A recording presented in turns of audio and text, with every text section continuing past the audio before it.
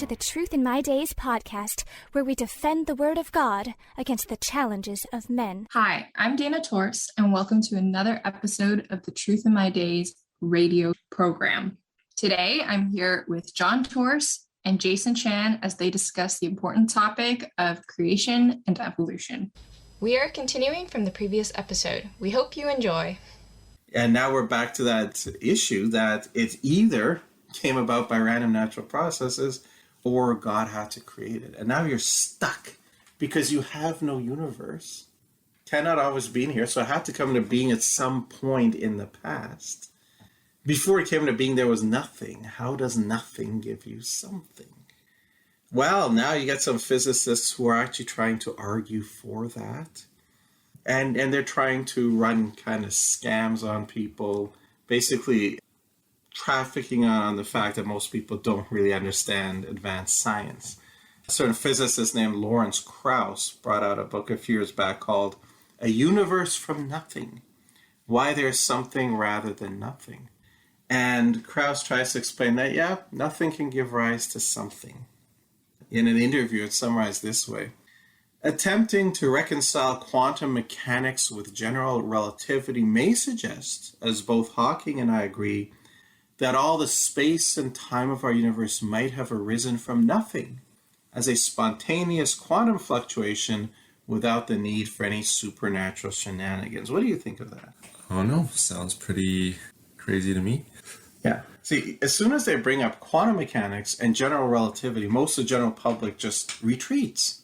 They have no idea what those even are. And these guys sound so sophisticated. So we can't answer this, but if they're saying it and it sounds so sophisticated, who are we to disagree? But it's absolute rubbish. It's absolute rubbish what they're saying. And there's so many ways you can show that it's absolute rubbish. Quantum mechanics operates on submicroscopic scales at the level of subatomic particles. It doesn't apply at the level of universes. Where subatomic particles supposedly pop in existence, they pop back out of existence immediately. And the bigger it is, the faster it pops back out of existence. You can't have something popping out of nothing and staying there. But the biggest problem is you can't have quantum fluctuations without a quantum field.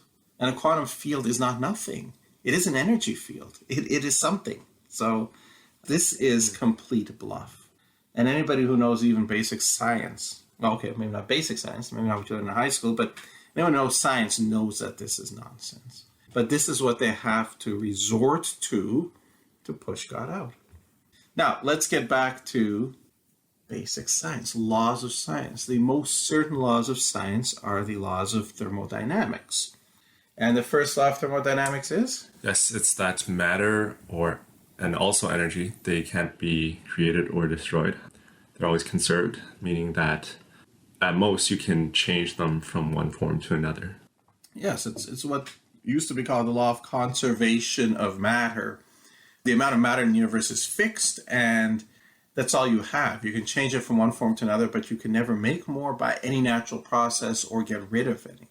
Now, eventually, they discovered that energy and matter are actually interchangeable.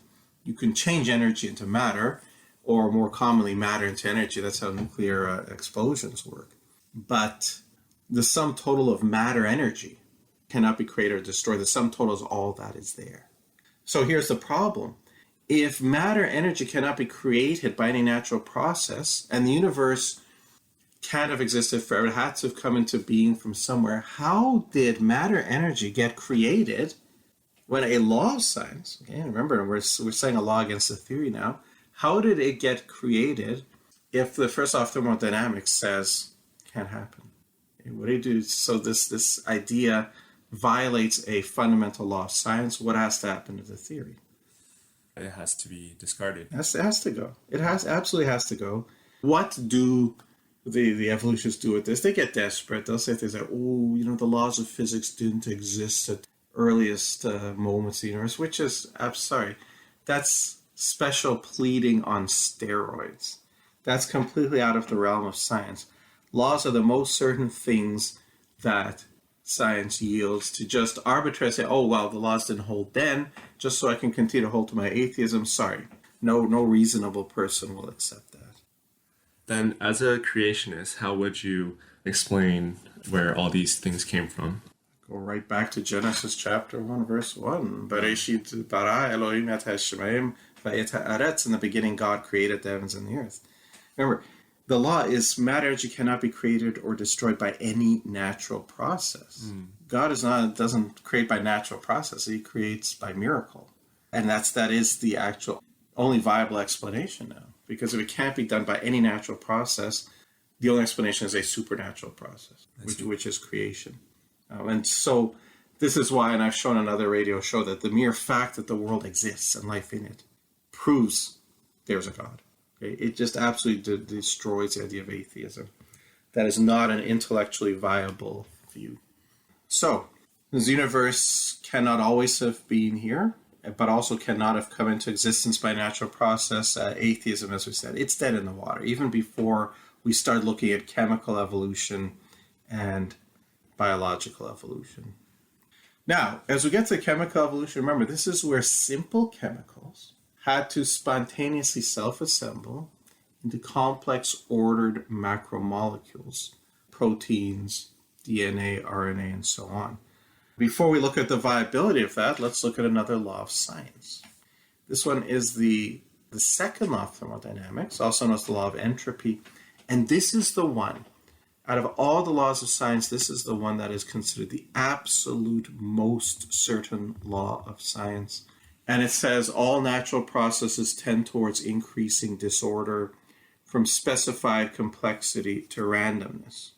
And this is a law everybody knows. They may not know that this is the second law of thermodynamics, but they know it. And let me illustrate how they know it. Imagine a cabin out in the forest.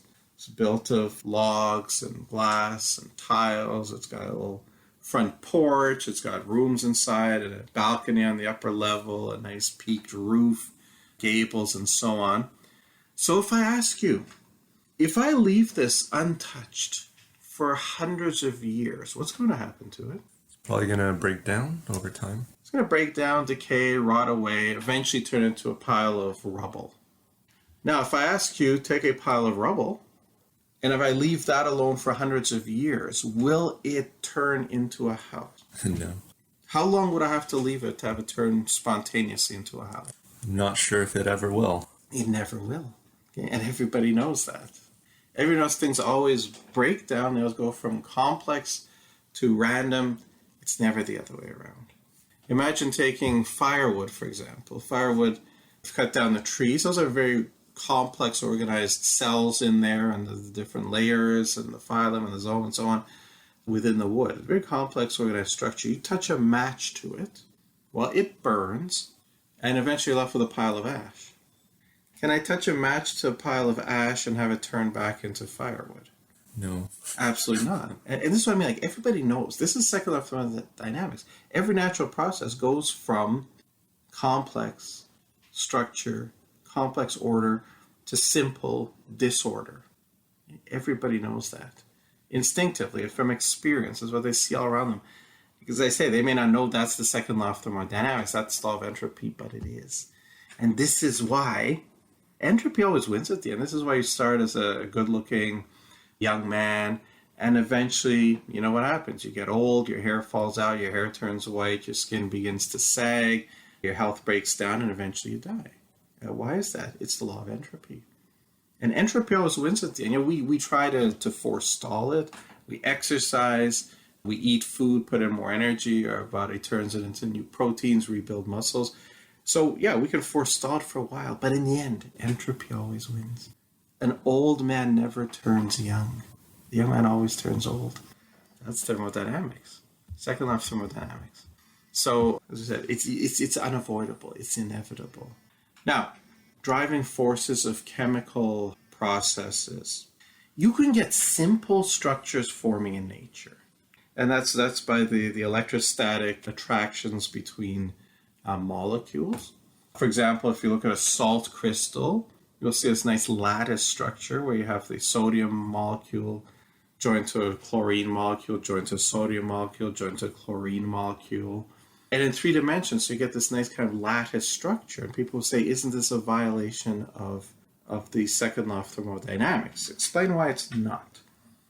Well, there are forces of attraction that bring the sodium molecule together and the chlorine molecule together.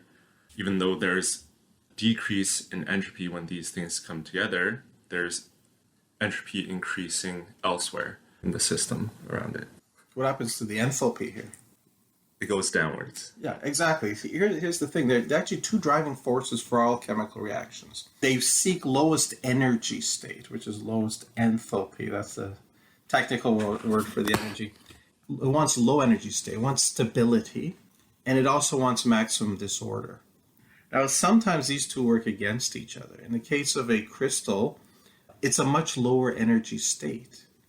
So even though it creates order, it still happens because in this case, the drive to lower energy is stronger than the drive to higher entropy. But it only is because the entropy or the order is actually very simple. It's not complex. It's not specified. It's a simple repeating order: chlorine, sodium, chlorine, sodium, chlorine, sodium, chlorine, sodium. So it's called symmetric redundancy. So it's this very, very simple order. And yes, there are processes in nature like crystal formation where you can get simple order forming naturally. But don't let the evolutionist appeal to this because, again, this is simple order. It's not complex order. If you look at the macromolecules that you need for organic evolution, they're extremely complex. You need to have amino acids all arranged in the exact right order. And how many amino acids? It could be 100, it could be 300, it could be 30,000. So the entropy there, the loss that you'd have of entropy, this kind of complex order is far beyond the ability of any enthalpy effect to overcome it. It just absolutely cannot happen. So no, second law of thermodynamics will tell you that those complex molecules you would need to form that first cell can never form on their own. It's game over for evolution right there. Absolutely game over right there. Again, they will try to evade, they will try to obfuscate, they will often bring up what's called the Urey-Miller experiment that was done in 1953. Thank you, everyone, for listening today. Unfortunately, we have run out of time, but please join us for the next part tomorrow. Same time and same place. If you enjoy our content and think this is important material, the best compliment you can pay is by sharing this with your friends and family. This helps us out a lot. Also, if you enjoyed today's program, please like, comment, share, and subscribe to this podcast. We would love to hear from you. Thank you for listening to the Truth in My Days podcast with John Torse. We would love to hear from you. Please feel free to share any questions or comments you may have. You can reach us on Facebook, Instagram, MeWe, and YouTube. Simply search Truth in My Days as one word. Again, Truth in My Days as one word, no spaces in between. And you can connect with us. You may also visit our website for more comprehensive material and to learn more about our ministry. Our website is truthinmydays.com. Thank you.